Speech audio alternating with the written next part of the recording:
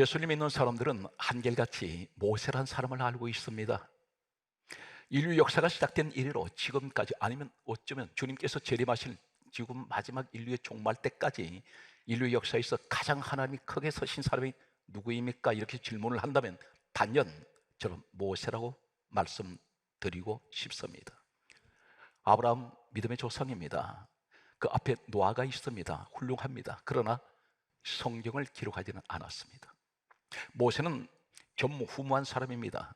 시내산에서 40일 40일 떡도 먹지 않고 물도 마시지 않고 하나님을 직접 대면한 사람이 80일간 하나님과 직접 대면해서 창세기, 출애굽기, 레위기, 민수기, 신명기 5개 논의 책을 기록했던 사람이 모세입니다. 하나님께서 말씀하신 성경 말씀 5권의 책을 기록했던 모세는 이사야 34장 16절 말씀을 보게 되면 여호와의 입이 이를 명령하셨고 이렇게 기록되어 있습니다. 너희는 여호와의 책을 읽어보라. 모세가 기록한 이 책은 하나님께서 직접 지시하셨던 말씀입니다. 모세가 받아 썼습니다. 디모데후서 3장 16절은 성경을 어떻게 보고 계십니까? 모든 성경은 하나님의 감동으로 기록이 되어 있습니다. 세상 육의 눈으로 봐버리면 세상 하나의 소설 같은 이야기입니다. 그런데 요한복음 6장 63절은 전 성경은 영적인 이야기입니다. 영의 말씀입니다. 육신의 생각으로 봐버리면 전혀 눈이 가리워져서 성경을 깨달을 수가 없는 내용입니다. 모세는 어떤 사람일까요? 이 사람은 예수님께서 이 땅에 오시기 전 약 1500년 전의 사람입니다. 그런데 예수님께서 모세 시대로부터 약 1500년 후에 이 땅에 오셨을 때에 누가복음 9장 30절이 보게 되면 변화산에 예수님께서 그곳에 계실 때에 1500년 전 사람 모세가 예수님 앞으로 내려왔습니다. 예수님이 부르셨을 것입니다. 엘리야도 내려왔습니다. 그런데 엘리야는 산채로 하늘로 올라간 사람이었습니다. 근데 모세는 신명기 34장 말씀에 보게 되면 이 사람이 죽었을 때에 시체를 어디다 묻었는지 묘지를 아는 사람이 없습니다. 그런데 이 사람이 예수님 앞에 내려온 것을 보면 하늘에 올라가 있었습니다. 성경 말씀은 이렇게 기록하고 있습니다. 누가복음 9장 30절에 성경 뭐라고 말씀하십니까? 모세 엘리야를 불러내리신 예수님께서 성경 강조하고 있습니다. 장차 예루살렘에서 별세하실 것을 말씀하셨습니다. 모세 엘리야가 이 내용을 알고 있다는 것입니다. 예수님 십자가에 죽으실 것을 미리 변화산에서 예수님과 모세 엘리야가 대화를 하고 있습니다. 구약 사람이 신약에 나타납니다. 1500년 전의 사람이 예수님 앞에 나타났던 모세. 우리는 모세의 모습을 보면서 당연히 모세는 하나님께서 서실 수 있는 사람이었을 것이다 이렇게 생각합니다. 그런데 여기에 신앙생활 몇십 년을 했어도 전혀 알지 못한 한 사람이 있습니다. 모세가 이 여인이 없었다면 그는 죽었습니다. 하나님 일을 할 수가 없었습니다. 바로 이 여인이 모세를 하나님이 서실 수 있도록 만든 장 본인입니다. 오늘 여러분이 그 주인공이 되시길 바랍니다. 설아의 자녀를 둔 사랑하는 어머니는 오늘 저는 이 간절한 사모함이 있습니다. 모세의 어머니 같이 오늘 이 자리에 함께 예배드리는 모든 자녀를 둔 어머니들에게 하나님 이 축복을 내려 주시옵소서. 모세의 어머니는 어떤 사람이었을까요? 성경 말씀을 보게 되면 이렇게 기록을 하고 있습니다. 구약의 사람 모세를 가리켜서 신약의 히브리서 11장 23절에 성경이 이렇게 후세에 약 1500년 후에 이 모세의 가정을 이렇게 평가를 하고 있습니다. 히브리서 11장 23절에 믿음으로 모세가 났을 때에 그 부모가 왕의 명령을 무서워하지 아니하고 석 달 동안 숨겼으며 이렇게 기록하고 있습니다. 모세가 태어날 때 배경은 시대적인 배경은 모세의 부모님은 노예입니다. 애굽에 노예살이하고 있었습니다. 그런데 이 애굽을 다스리는 바로 왕이 노예가 인구가 팽창을 할 때에 두려웠습니다. 본토인보다도 인구수가 더 증가했습니다. 이 본토에 있는 이 바로왕은 어떤 두려움을 느꼈느냐면, 이 노예들이 인구수가 계속해서 팽창하는 이 인구수가 기하급수적으로 인구가 증가할 때 어떤 두려움이 왔느냐면, 폭동이 일어나면, 반란이 일어나면 나라가 전복될 것 같다는 이런 위기감을 느끼게 됩니다. 그래서 성경은 이렇게 강조하고 있습니다. 출애굽기 1장 22절 말씀에 보게 되면 왕이 명령을 내립니다. 산파들에게 이 히브리 여인들, 노예의 여인들 가운데 아이를 낳을 때에 아들들이 태어나거든 나일강에 던져버리라, 죽이라 했습니다. 그리고 딸들이 태어나거든 살려두라. 이것이 왕명이었습니다. 그런데 히브리서 11장 23절의 말씀을 보게 되면 믿음으로 모세가 나설 때에 그 부모가 왕의 명령을 무시하지 않습니다. 그리고 아들을 숨겨버렸습니다. 석 달 동안 숨겼습니다. 무슨 말입니까? 순교자적인 믿음입니다. 그 부모님은 믿음을 가지고 있습니다. 어떤 믿음입니까? 왕의 명령을 무시하지 않는 믿음입니다. 절대적인 하나님을 믿는 사람입니다. 이 사람 노예 사람들입니다. 노예는 아무것도 자기 것이 없습니다. 늘 학대받고 핍박받고 자기 소유라고는 아무것도 없습니다. 그런데 이 사람들에게는 가장 큰 보화 중에 보화가 누구냐면 하나님을 믿는 믿음입니다. 이 여인에 관해서 성경은 이름을 밝히고 있습니다. 민수기 26장 59절 말씀을 보게 되면 모세의 어머니 이름이 소개되고 있습니다.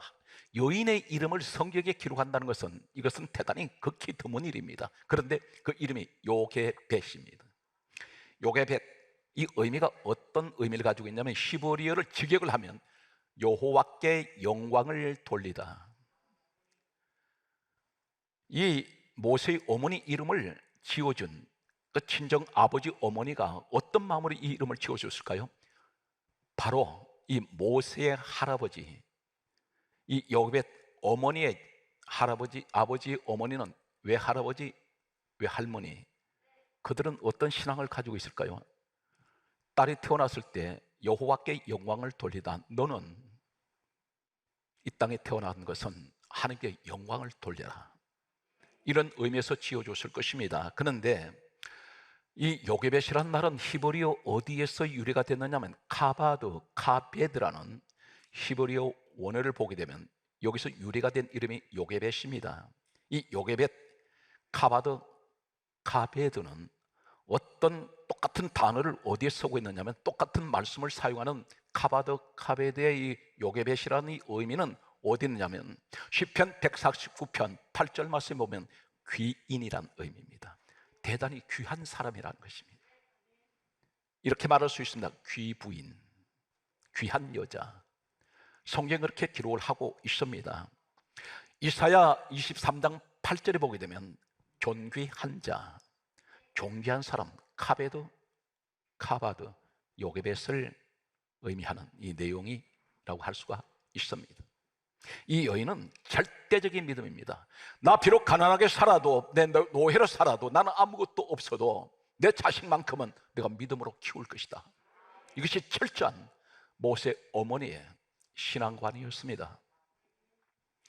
출애굽기 2장 2절에 보게 되면 더 이상 석 달을 넘기면 이 아이가 점점 자라면 울음소리가 커지고 할 때 자칫하면 발각이 되면 이 아이뿐 아니라 일가족이 몰살당할 수가 있다는 생각을 가지게 된 이 어머니, 출애굽기 2장 2절에 이 요게벳 모세 어머니 이름이 등장을 합니다. 등장하면서 여자가 이렇게 등장하고 있습니다. 그런데 이 어머니가 갈대 상자를 만들어서 석 달 된 이제 핏덩어리 같은 모세를 거기 담아서 나일강으로 떠내려 보냅니다. 나일강은 대단히 위험한 곳입니다. 지금도 악어떼가 우글거립니다. 지금도 최근에 발견된 이 나일강에 물속에 6m가 되는 아나콘다라는 거대한 뱀들이 있습니다. 지금으로 얘기한다면 약 3,500년 전입니다. 그때는 악어떼는 나일강을 아마 뒤덮을 정도로 많았을 것입니다. 사방에 밀림입니다. 사나운 짐승들이 우글거립니다. 여기에 갈대 상자에 담아서 떠내려 보내는 이곳은, 이 어머니는 어떤 믿음입니까? 절대적인 순교자적인 믿음을 가지고 있었습니다. 그런데 당연히 기도했을 것입니다. 어떤 기도했을까요? 하나님, 이 아이를 하나님께 맡깁니다. 이 아이 살려주세요. 이 아이를 지켜주세요. 이 아이를 보호하여 주세요. 이렇게 간절한 기도를 얼마나 했겠습니까? 이러한 모세의 어머니의 이런 믿음을 가진 사람이 하는 기도는 어떤 기도를 말씀하고 있습니까?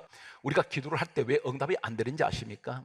사람이 살아가면서 하루에도 수많은 문제를 만나고 또 그 문제를 뒤로 한 채 또 문제를 또 만납니다. 그런데 그때마다 예수의 사람들은 기도를 합니다. 근데 기도 응답이 안 될 때가 있습니다. 왜 안 될까요? 문제는 내게 있더라는 것입니다. 믿음으로 구했으면 이제는 의심하지 말아야 됩니다. 염려하지 말아야 됩니다. 왜 그렇습니까? 내가 하나님 아버지께 내 문제를 내놓았기 때문에 이제는 믿음으로 어떻게 생각이 됩니까? 하나님께서 내 기도 받으셨다. 이제는 우리 주님이 하실 거야. 그런 시간을 기다리면서 우리는 계속해서 기도를 하면서 은혜 생활을 해야 합니다. 모세 어머니가 믿음으로 기도하고 확신을 가지고 나일강에 이 아이를 떠내려 보냅니다.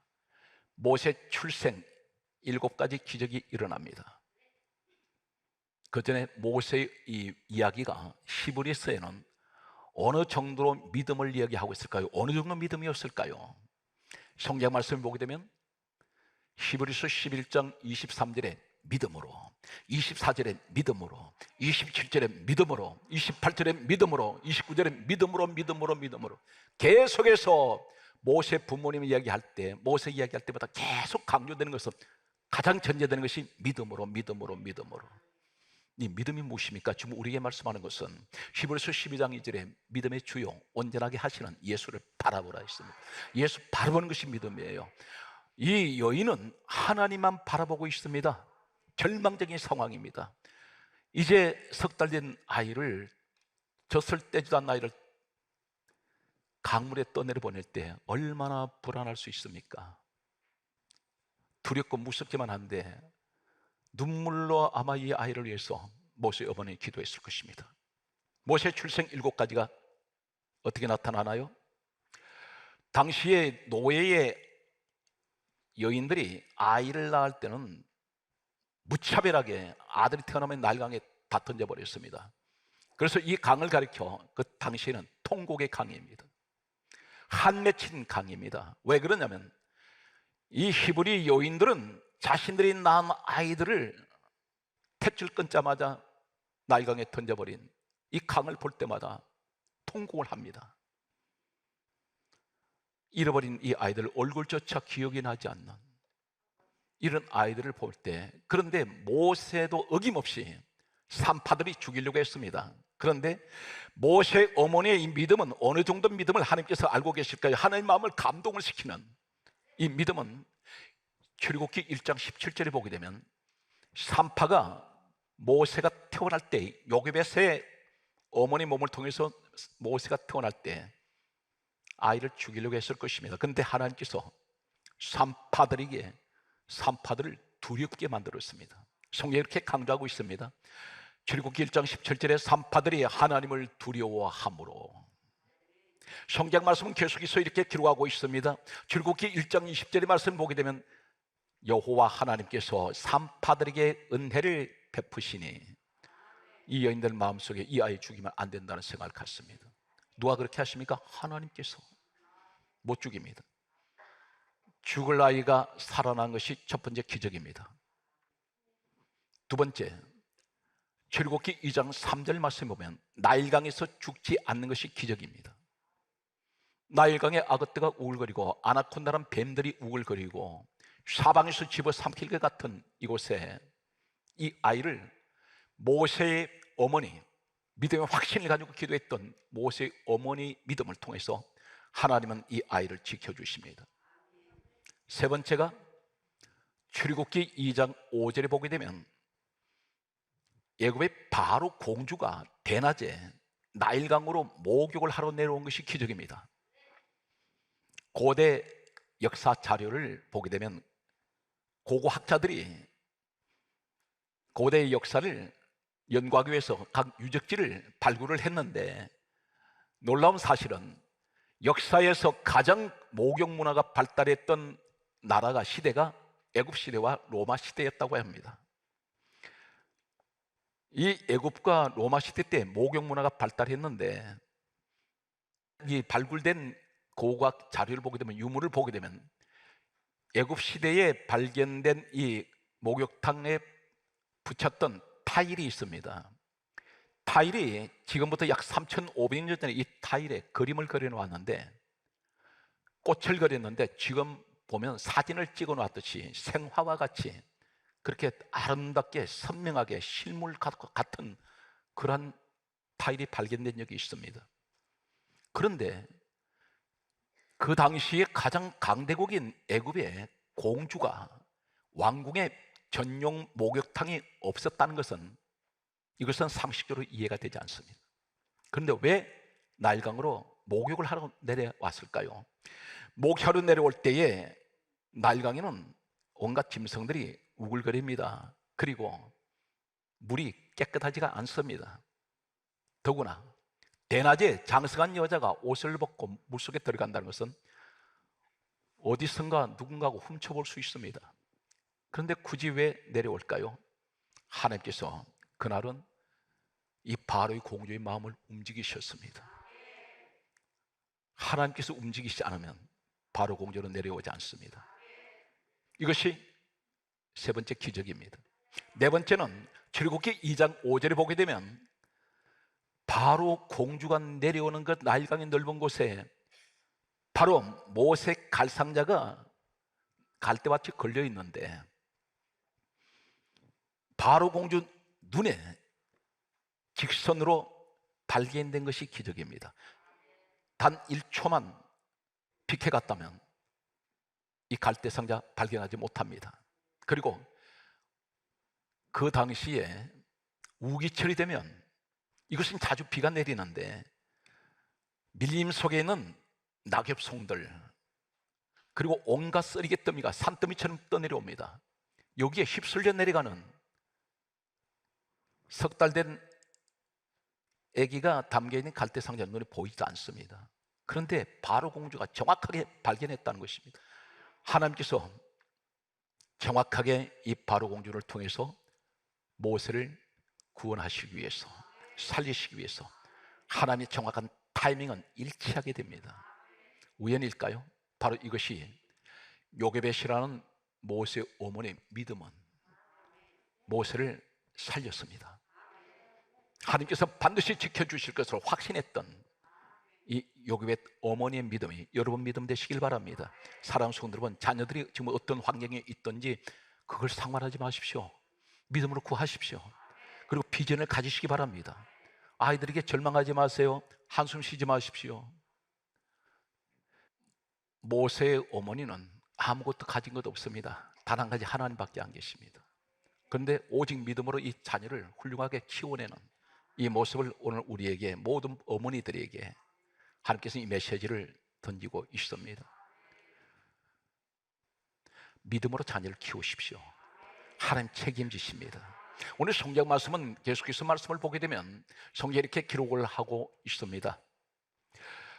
출애굽기 2장 6절에 보게 되면 바로 공주가 이 모세를 건져 올렸을 때에 히브리 아이였습니다. 노예 아들입니다. 그런데 자신의 아버지가 노예 아들 태어나면 죽이라는 명령을 알고 있습니다. 그런데 하나님 감동을 시키셔서 성경은 출애굽기 2장 6절에 불쌍히 여기사, 그 마음에 불쌍한 마음을 들어가게 하셨습니다.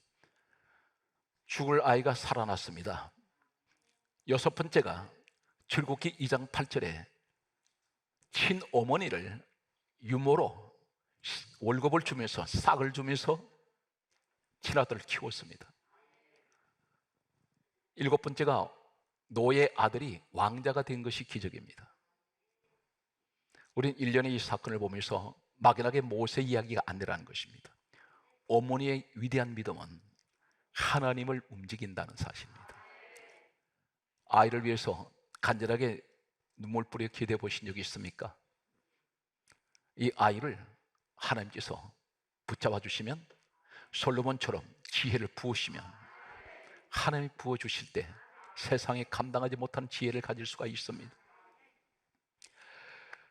오늘 성경 말씀은 모세가 장성을 했습니다. 그런데 히브리서 11장 24절이 이렇게 기록을 하고 있습니다. 어느 정도로 어머니가 모세를 신앙으로 키웠을까요? 적나라하게 나타나는 한 충격적인 이야기가 있습니다. 히브리서 11장 24절에 보면 모세는 믿음으로 장성하매, 청년기가 되었을 때 믿음으로 자랐다는 것입니다. 그런데 그 믿음이 어디서 자랐을까요? 어머니가 유모가 되어서 철저하게 모세에게 아마 가르쳤을 것입니다. 너는 하나님 사람이야. 너는 절대로 세상 사람이 아니야. 하나님께서 너에게 큰 기대를 하고 있어. 너로 서실 거야. 그런데 이 사람이 어느 정도로 어머니가 가르쳤냐면 히브리서 11장 24절에 모세가 믿음으로 장성하며 공주의 아들이라는 것을 칭하는 것을 거절해 버립니다. 왜 공주가 이 모세를 양자 삼았을까요? 역사에 보면 이 공주에게는 아들이 없었습니다. 애굽의 왕정 역사를 보면 여자가 왕위 계승을 하지 못하게 되어 있습니다. 그래서 반드시 남자가 왕위 계승을 해야 되는데 불가피하게 양자를 맞이할 수밖에 없었습니다. 그런데 이제는 이 사람이 왕위 1순위입니다. 모세는 그래서 학문에 뛰어난 사람이었고 무술에 뛰어난 사람이었습니다. 달변가였습니다. 정치가로 자랐습니다. 그런데 어느 정도로 믿음으로 장성했냐면 공주의 아들이라는 것을 칭하는 것을 거절해버립니다. 권력을 포기해버립니다. 왕의 자리를 포기한 사람입니다. 어머니가 그렇게 가르쳤다는 것입니다. 출세만 가르친 것이 아닙니다. 비록 우리가 노예로 살아도 너는 하나님 사람답게 살아야 돼. 하나님 이것을 알고 계세요.